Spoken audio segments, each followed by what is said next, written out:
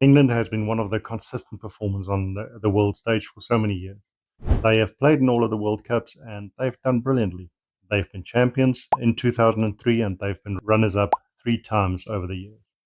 Their worst performance came in 2015 when they actually hosted the tournament, when they didn't even make it out of the pool stages. But they've had a very interesting last 12 or 16 months, if you have to be honest. In 2025, they swept the floor with just about absolutely everybody. They had wins against Italy, against Wales, against Australia, against Fiji, and even New Zealand at the end of the year tour. But then they hit the worst run they've had in a very, very long time. The losses to Scotland and Ireland were big blows. The one to Italy was a bit embarrassing from an England point of view. And the France one, I honestly think they were unlucky not to win that one. But regardless, it's four that they lost out of the whole tournament.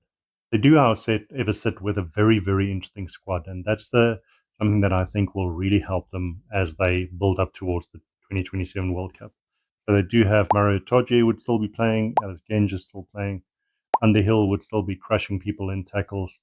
They've got the two Smiths as fly-off options.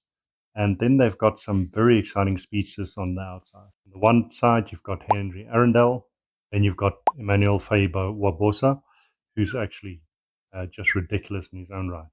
And Ollie Lawrence in the midfield as well, just to make sure that you've got some muscle there.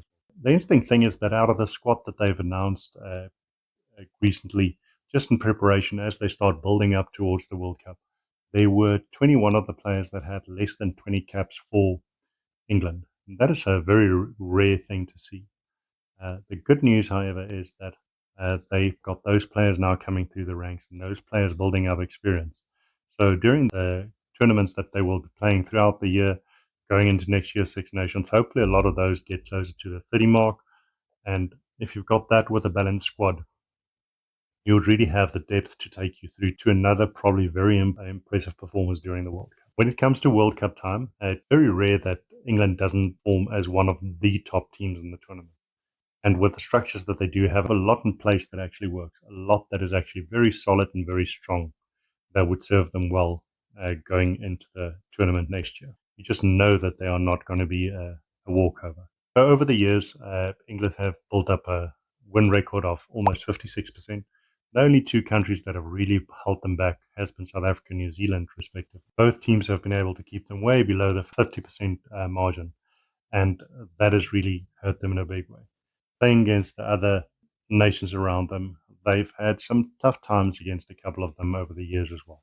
Wales especially have kept them honest, where they've only been able to win 49% of the matches and 53% of the times they've won against Scotland.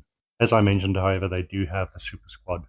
And with the balance of new players and then the multiple players that they have over 50 caps, it is a good balance as you build up towards the World Cup.